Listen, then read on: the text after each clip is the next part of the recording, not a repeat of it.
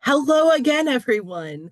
I'm Kate Kite, the Continuing Education Coordinator for Illinois Heartland Library System, and thank you for joining us this morning for the September 18th Members Matter update. So we do have the slides as always. Join us on your device. You can play with both your phone or on your laptop. I know that you are all on one of those since we are all on Zoom, so I encourage you to play along.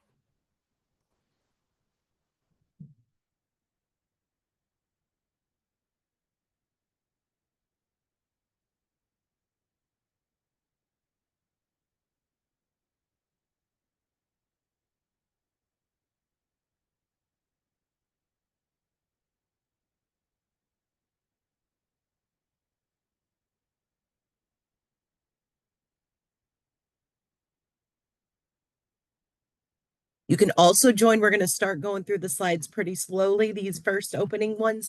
So please feel free to still join and up until we start asking questions. Okay, how's everyone feeling this morning?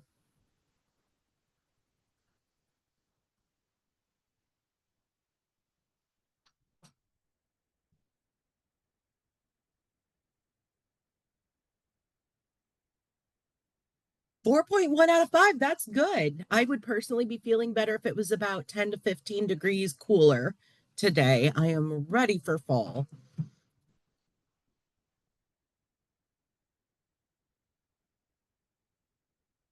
So if this is your first time joining us, the way we play Slides with Friends is during each department's update. There will be, or after each department's update, there will be a question or two for you to answer. The point values are randomly assigned, and the winner does get a prize sent to their library. And first up is our administration update provided by Leslie Bednar. And I see Leslie's here. I'm going to turn it over to you. Thank you, Kate. Good morning, everybody. I hope you're having a good time and that you enjoyed your presentation this morning. Lots of information to share, and as you know, our staff will always have lots of information to share. I'm really happy to visit with you and learn along with you. So as far as the organization at the administrative level, there are two things that I'd like to mention to you. The first is that we are completing the components, putting the components together for our annual report. So this is an annual report of everything that happened June 2024 to July 2024 to June 2025. And then it's all due to the state library before the end of September. The primary components in that are the financial audit and a narrative. So both of those pieces are well on their way. We also have additional documentation, administrative information that we also have to share, that we're required to share by law, and that will all be included. And it will be presented to our board next Tuesday, September 23rd. And so if you're interested in learning more about that, you might want to check out the documents that are available on the board section of the website. And you're always welcome to attend our meetings. There's a Zoom link if you wish to attend virtually instead of in person at one of the locations. The second thing is that I want to invite you all to our annual meeting. So our annual meeting will be October 28th. We like to have it at one of our hubs. And so this year's, it is the Carbondale Hub's turn. It starts early in the afternoon around 3. And if you're looking for information about that, I believe we'll be sending it to you so many times that you won't be able to forget. But if you're still interested and want to dig more, if you look in L2, there will be 2 different links. There's one that's the annual meeting that starts mid-afternoon. And then that is followed at 5 p.m. by our board meeting proper. So we anticipate a lot of members being there with us in October, as well as lots of our board members traveling to the Carbondale location as well. So, and with that meeting, that annual meeting, we will have another presentation and answer questions if you have them about how the AMHS works, especially how it's installed and working at the Carbondale location. So hope to see lots of you there, and have a great rest of your day. Thank you, Kate. Thank you, Leslie. And if there's anyone here who has not yet got to see the AMHS in action, and you can come to the annual meeting in Carbondale, I highly encourage it. It's super cool to see the books just going down the conveyor belt. And so let's get our administration update questions. How many libraries did IHLS staff visit during last year's library crawl?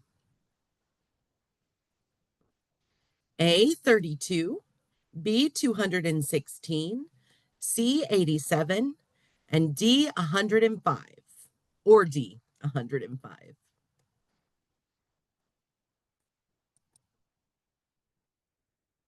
Starting off with a tough one today.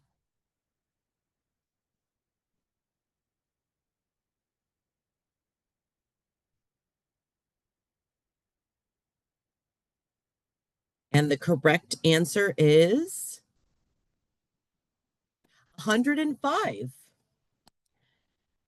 John, do you know how many? I'm going to put you on the spot because I know this was your question. John, do you know how many staff from IHLS and Share participated? No, Okay. I did not have that compile. I mean, if you want to give me, like 10 minutes, I can figure it out, but not off the top of my head. Okay. I wasn't sure if you had that right off the top of your heads. Okay. So the next question is, where does IHLS, Illinois Heartland Library System, get the majority of its funding? A, the Institute of Museum and Library Services. B, system area per capita grant. C, membership dues. Or D, grants to states.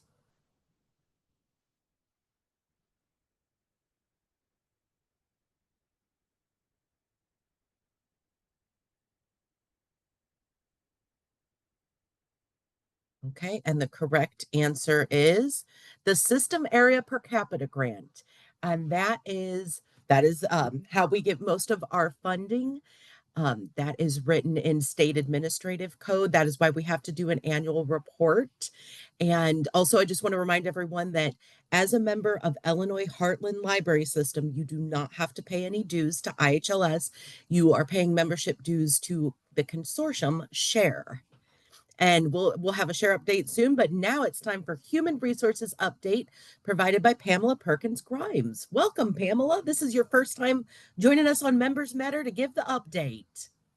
It is. So everyone, please be patient with me. It's my first time meeting you all, and I'm really happy to be here. It's very interesting. So what I'm going to do is I'm going to start off talking about the opioid overdose response training law. So it would be remiss of me, with this being a human resources update, not to even bring it up. So, but as you know, it starts on January the 1st. Public libraries are to ensure that during operating hours, at least one staff member is trained to recognize and respond to opioid overdoses, including administering opioid antagonists like naloxone.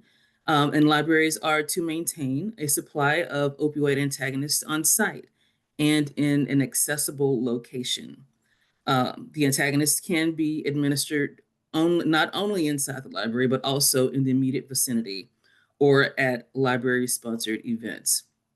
It is important to note that only the Local Library Act was amended and not the Public Library District Act as of yet. Also, we should know that IHLS and Rails are partnering to offer a continuing education event on November 13th for library staff called Narcan Administration, Spotting the Signs and Responding with Confidence. And you can find more about that on L2, and I'll post a link. In the meantime, you can find more comprehensive information about the law on the Rails website by navigating to the Narcan in Libraries page, and I'll put both those links in chat. But first, I'm going to move over to another topic. We're going to talk about the family part of the Family and Medical Leave Act. in something called in loco parentis. So in the FMLA statute, in loco parentis refers to someone who assumes parental responsibilities for a child, like day-to-day care or financial support, even if they are not the child's biological or legal parent. So let's say a staff member has been raising their nephew or niece without being the child's legal guardian, and that child is about to have a medical procedure. And that staff member comes to you needing to go on leave to take care of the child. That's one situation in which in loco parentis may be applied in determining FMLA approval. The Department of Labor and recent court rulings have expanded and clarified on that idea. For instance, in 2024, the Sixth Circuit Court held that an employee could stand in loco parentis to an adult sibling with a disability, even though the sibling relationship was not parental during childhood. Under FMLA, an employee may take a leave to care for someone who raised them like a parent, or to care for someone they now support in a parental role. So I will post the link in chat. I'll post all the links in chat regarding in loco parentis in the other issue. And with that, I'll wrap up the HR update, and thank you very much. Thank you, Pamela. And this is a good point. If anybody, just to remind anybody or everyone that if you have any questions about anything that we're covering here, this is really your time. So please feel free to raise your hand so we can unmute, know that you'll be asking verbally, or you can put a question in the chat. And that is what we're here for today. So under the Family and Medical Leave Act, FMLA, what does the term in loco parentis mean? A, a child care provider hired by the family. B, a person who acts as a parent even without legal or biological ties. C, a legal guardian appointed by the court. Or D, a parent or legal guardian trying to reason with a screaming toddler during library story time.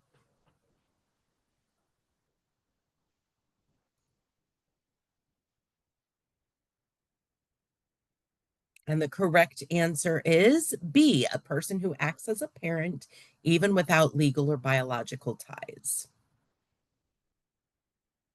We do have a question about our next HR webinar provided by our EAP provider, All One Health.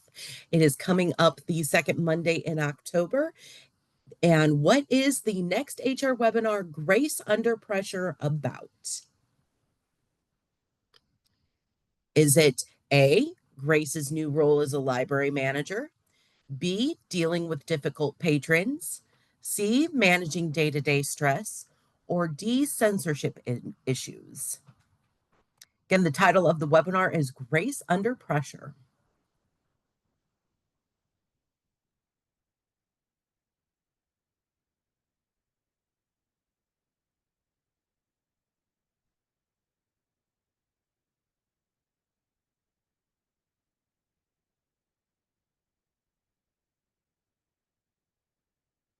Correct answer is managing day-to-day stress. And we'll put the link in the chat for that event soon. But first, we have our share update provided by the one and only John Kirchner. John, take it away. Hello, good morning, everyone. So the first thing I want to start off with is coming up soon. So I know we're all aware and very excited for the library crawl starting next month. And I just wanted to let everyone know that this year, share cataloging staff will be available at different IHLS hubs on Fridays in October. So if you're going out for the library crawl and you're near one of the hubs, you can pop in to ask some questions, just to chat, to learn more about our catalogers, learn more about cataloging in general. And it's going to be at different hubs each Friday. And I'm going to go ahead and paste the days and locations in the chat. And it's going to be from 10 a.m. to 2 p.m. about when we'll have people will be available for that, depending on the time and everything. And so you can see it'll be on Carbondale on October 3rd, Edwardsville on October 10th, Champaign October 17th, and then back in Edwardsville again on Halloween. So wear your costume, because hopefully we'll be wearing costumes, maybe, depending on how much energy we have. In other news, in November, we're going to be trying something new with how we handle passwords for Polaris. So up until now, normally the way the passwords resetting works is that it is based off of when you made your password. So if you made your password on August 1st, when you first started your job and your library where you needed a Polaris password, you made your account August 1st, then August 1st of the next year, you have to reset it. What we're going to start doing is instead, we're going to have a set date where everyone's password has to be reset by that date. The reason why we're going to be doing this is to, one, make it easy for us to let people know that their passwords are going to expire, because many of you have probably been a little surprised one day you come into work and you try to log into Polaris and your password is expired and you had no idea. And now you're scrambling to remember how to reset your password. And the library is opening right now and someone is really mad because they want to pick up their holds right now. So this way we'll be able to let everyone know in advance, way in advance, such as by me telling you now, and there's going to be stuff in the newsletter. I believe we even have a way of sending out a mass message in the sign-in for Polaris, so everyone will be aware. And so that's just to prevent issues like that happening, especially also for our school librarians, because a lot of them, it is going to be in August when they would have to reset their passwords. And August is a very busy time for our school librarians, and we don't want to be adding more things to their plate. So that reset day is going to be November 3rd. And what that means is if you have not reset your password in the last year, when you try to log on November 3rd, your password will be expired. So what I'm saying is reset your password before November 3rd, because if you have already reset it, you won't be locked out on November 3rd. But if you have not in the last year, you're going to have a nasty surprise on November 3rd, and we don't want that to happen. So we are very much encouraging people, please pay attention, do it as soon as you can. And this is everyone, because I know that some people have not had to change their passwords as often as other people, depending on when their passwords were first issued. That's all. Everyone is going to have to be resetting their passwords because of security. We don't want people having the same password for the past like 5 years or anything like that. So, and it's going to be November 3rd. So just remember that. Okay. And then the last thing, which is really good news and I'm excited about, is we in Share are going to be investing, or I don't know if investing is the right word, but we are going to be using $50,000 to increase our collection for Cloud Library. And that is coming from the Share budget. It is coming from a surplus that had to do with our reserve fund and interest being earned on that, because the interest has been really good in the Illinois funds. And so we had a little bit extra and we decided to spend that by purchasing more titles in Cloud Library. The idea being is that would then reduce holds. So we're really excited about that. Hopefully you'll see a little bit of a reduction. And we hope that that will make Cloud Library more enjoyable for your patrons and for you. And if you have any questions about that, you can feel free to contact Cassandra Thompson. In fact, actually, our e-resources committee, which handles Cloud Library, is actually meeting Monday morning at 10 a.m. So if you're curious about that, or you want to say something, you have an opinion, you love it, you hate it, feel free to attend our e-resources committee meeting, because they will be discussing this as well as other things having to do with Cloud Library. And that's all I have, unless anyone has any questions. Thank you, John. So share catalogers will be available for questions at IHLS hubs on what day of the week in October? A, Friday, B, Wednesday, C, Monday, or D, Saturday?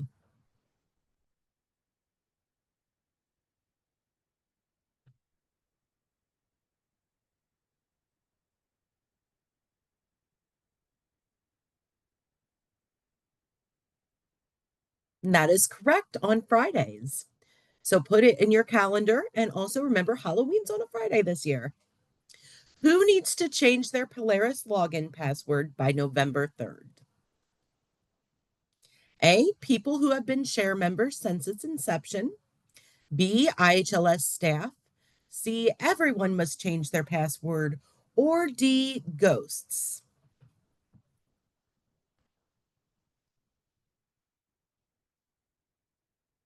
Sorry, ghosts just cracks me up, John.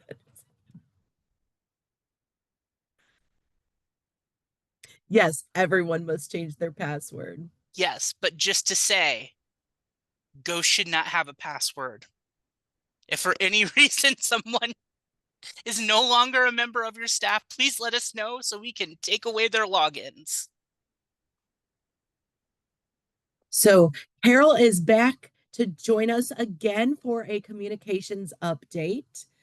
Carol, is there anything you'd like to share? And I realized, I apologize, I forgot to put the template that you made for your brand identity during your presentation. I forgot to put that in the chat.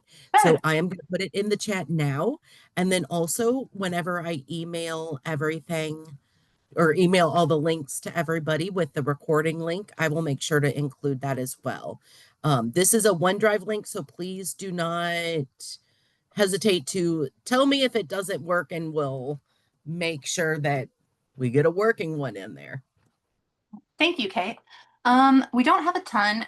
Just as a note, so Leslie mentioned the annual report. We will have that graphic version, the annual progress and impact report, coming out not long after the regular report.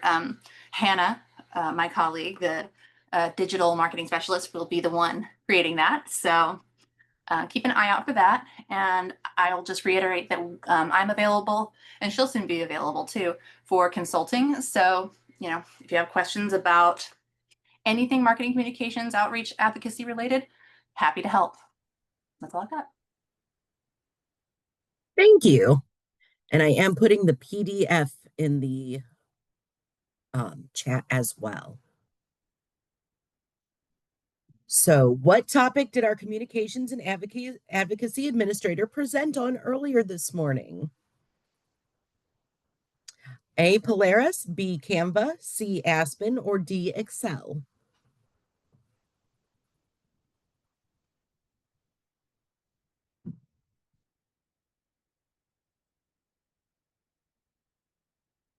That is right, it's Canva. And now it's time for our delivery update with Colleen Dettenmeyer. Hello. My apologies in advance if I sound like a broken record, because I think a lot of my announcements are repeats from previous months, but I thought I'd go ahead and repeat them in case we have new people. As far as delivery wise, I just wanted to remind everyone that we send our announcements for delivery, whether it's in the weather related closures or the updates with the AMHS stuff. We send that for all of our delivery contacts who are assigned a system delivery contact in L2. So if you have not seen that process before, I'll post a link here in a little bit on instructions on how to do that. But please make sure all of the staff who should receive delivery information updates via email are assigned as a system delivery contact in L2. And then I also wanted to update everyone as far as our IHLS holiday closure dates that we will not provide delivery. We did send a paper memo with that information. So I wanted to remind everyone that we will not make delivery announcements, closure announcements. We won't send the text or the email on those IHLS holiday closures, but we will send text and emails on the dates. Beyond that, if we need to close a route for any reason, we will send those. But then I wanted to remind everyone to please make sure that you do submit the dates to us that you do not want delivery beyond those holiday dates. You're welcome to just go ahead and copy paste all of your closure dates if that's easier for you. But obviously we know we won't provide delivery for you on those holiday dates. And then if you're a share member, and this is news to you, last year we combined the share closing dates form with the IHLS help desk. So if you're a share member, you now only have to report it on one place to that share closing dates form. But then if you're a standalone library member, go ahead and continue to report those closing dates to the IHLS delivery help desk. And we'll make sure that we mark down not to provide delivery on those days. As far as for the automated material handling system, the whole transition, we're excited to announce that all of our hubs are now officially live and operational with the sorting machine. So if you were a library that did receive an email from me back in August about working towards getting your outside barcodes, we know that a lot of our members have been hard at work doing this, but we've identified some libraries that we found quite a few items that don't yet have outside barcodes. So I encourage you to borrow a duplicator kit if you're ready to start doing that, or if you want an extra one just to kind of set at your circulation desk. They're currently 60-day loan periods, and we have many kits just sitting on our shelves at our system. So we would love to let you borrow them if you are ready for that. If you have any questions about that process, please just reach out to me. I'll send my information here in the chat in just a bit.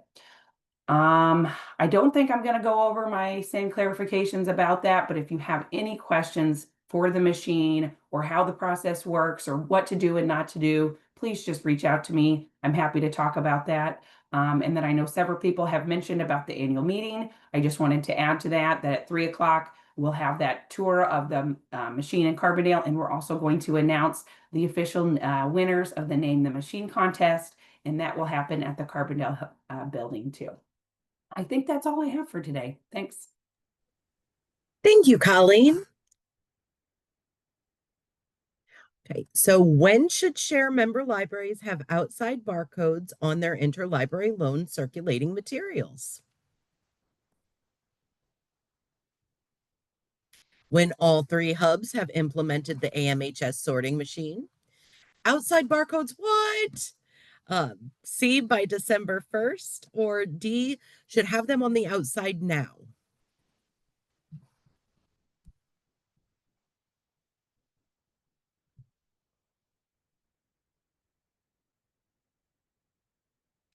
Let's see, and this one was a little bit of a trick question because both A and D are correct, because when all 3 hubs have implemented the AMHS sorting machine, which they have, they're up and running and live, so those barcodes should be on the outside, and that is also now. So hopefully everybody is getting that. Again, check out one of those duplicating machines from our hubs if you are wanting to get some of those barcodes.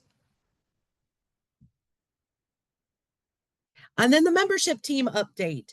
So we are few but mighty on the membership team this morning joining us. Only myself and Sarah Taylor are here. Ellen Poppet is at a member networking meeting, the small pubs meeting this morning. And Leah is currently, Leah went on a cruise and came back with some crud, so she is not here today. But as far as the membership team goes, Sarah, I'm going to put you on the spot. Is there anything that you would like to update first? I actually don't have anything to update this morning. I'll have some updates next month, but I don't want to give them too early. Okay. And that's a great segue. And we actually will not be having a 3rd Thursday next month in October. because it falls during the ILA conference scheduling wise. So we're going to skip October and we'll be back with you in November with our third Thursday continuing education program with Becky Spratford, who is a reader's advisory specialist. And she'll be talking about demystifying genre, and that will be 90 minutes of continuing education that third Thursday in November. I know we've been plugging along with Member Day, which is coming up February 19th, 2026, lighting the way. We've locked in, I believe, all the speakers, correct, Sarah?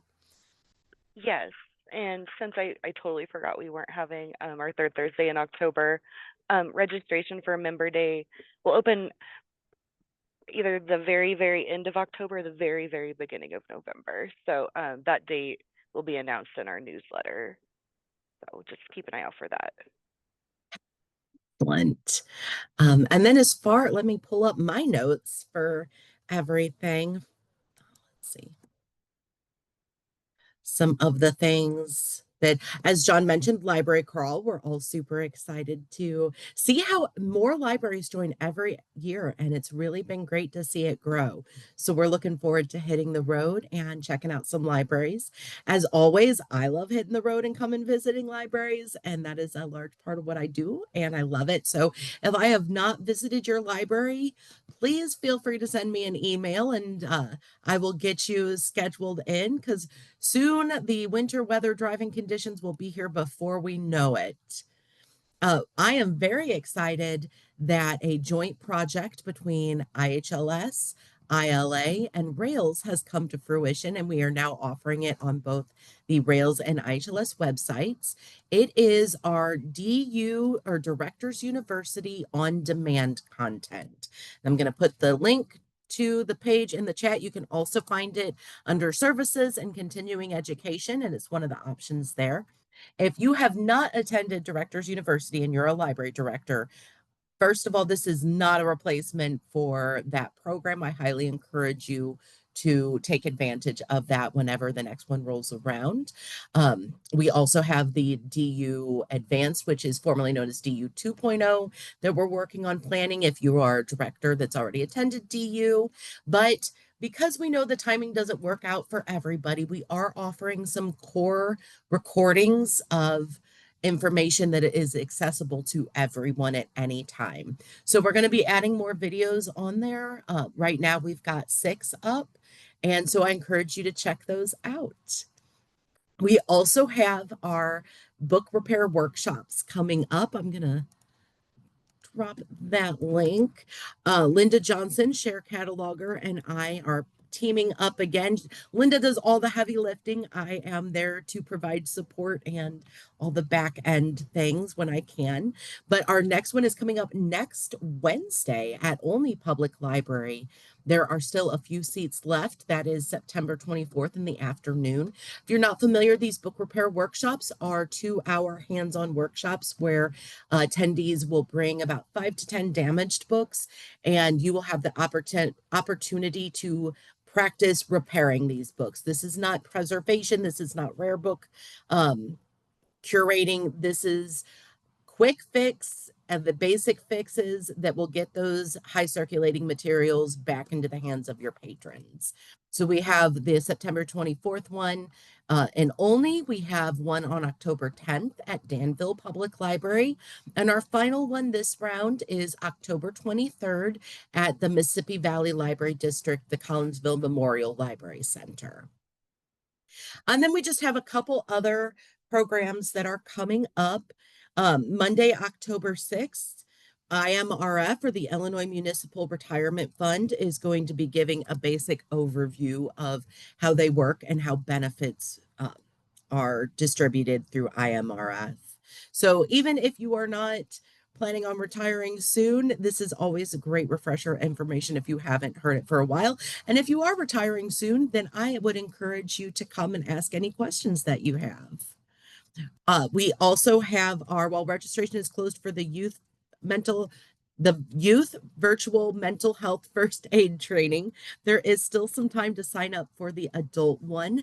This is 6 hours of live virtual training that is going to take place over 2 days. Usually there's a cost with this training, but the University of Illinois Extension, whom we've partnered with, got a grant, and so they are able to offer this training free of charge. There are still 21 seats left, so if you've not had the opportunity, I encourage you to check it out. And then last but not least, Pamela mentioned this earlier. We have partnered with Rails to provide a workshop or some training on Narcan. That is in, Pamela put that in the chat as well. We've been getting a lot of questions about that bill that goes into effect on January 1st.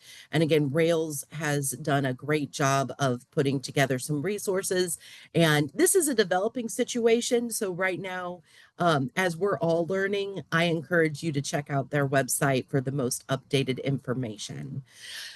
And I think that is all I have for you all today. Any questions for any of us about anything we have talked about this morning?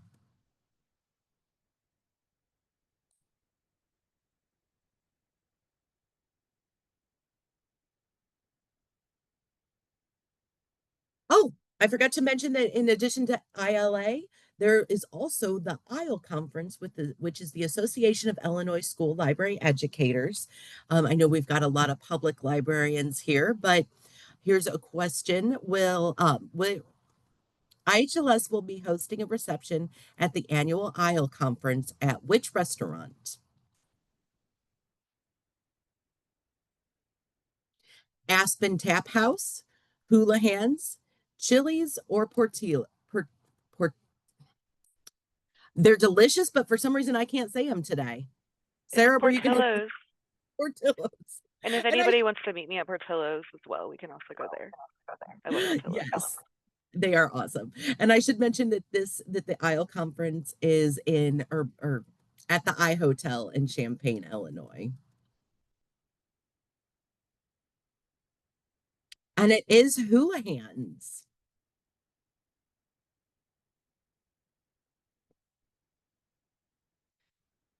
And then IHLS, ILA, and Rails have partnered to provide what online content for public library administration?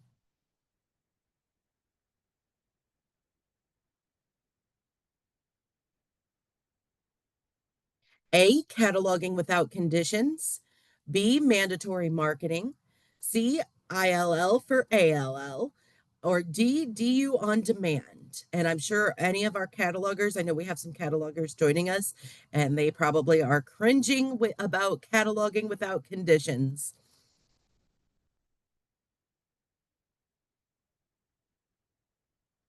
And yes, it is DU on demand. And we do actually have one more update before we go to our final trivia question of the month. Hannah, would you like to give your update? Yes, sorry. Can you hear me? Yes. Okay, great. Yeah, so our friends over at Rails, they're asking for your unforgettable library stories to share on the Can't Shelve This podcast. They want your stories that leave you laughing, shaking your head, or thinking you can't make this stuff up. So if you're interested in sharing, please submit your stories to podcast producer Ola Gronsky by Friday, October 3rd for a chance to have them read on the show. And you can, if you want to remain anonymous, you can. If you prefer to do that, just let them know it in your email when you send over stories. So I'll put Ola's email in the chat. And then, yeah, that's it. I'll send that in the chat. Thank you, Hannah. And in case you're not familiar, Can't Shelve This is the podcast starring Jeanette Durucki, the data analyst from Rails, and our very own Leah Gregory, school library liaison, and Ola Gronsky is the producer. And it is mainly the focus is on school libraries, but it is such a fascinating, well-produced podcast, and it really is like joining friends as they talk about libraries. And it's things that matter to all of us. Okay, so now it's time for the final trivia question of the month. John, I'm going to turn it over to you. Yeah, since we're not meeting next month, I decided we needed to have a spooky question.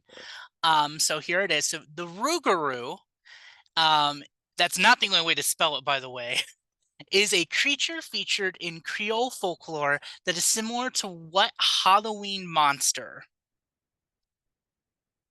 Rougarou. I love saying that. It's so like it just rolls off the tongue. Oh, so is it A, werewolf, B, vampire, C, zombie, or D, ghost? And we have ghost again as an option.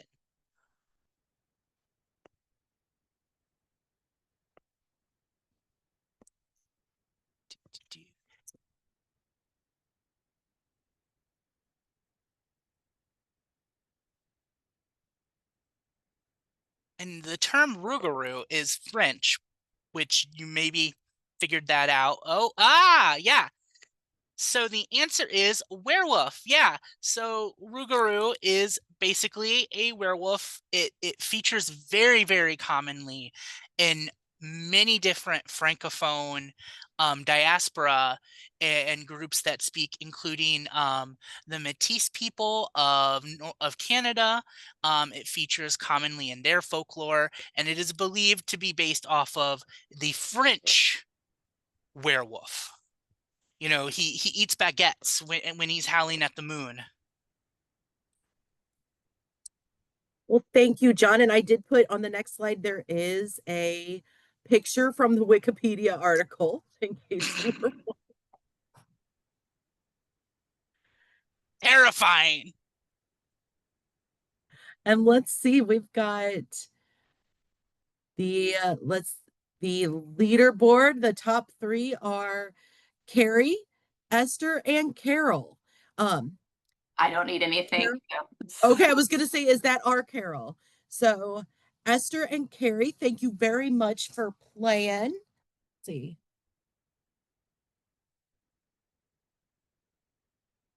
And does anyone have, we've got a few minutes today. We didn't have any special presentations to give. And I haven't seen any questions in the chat. So if anybody has any questions, please feel free to reach out afterwards. Otherwise, we're going to go ahead and say goodbye and let everyone have a few extra minutes of time today. So have a wonderful October, and I hope to see you all at the many events that we have both in person and online. And I look forward to seeing you again on the third Thursday of November, which I don't know the date off the top of my head. So thank you, everyone, and I'll see you soon.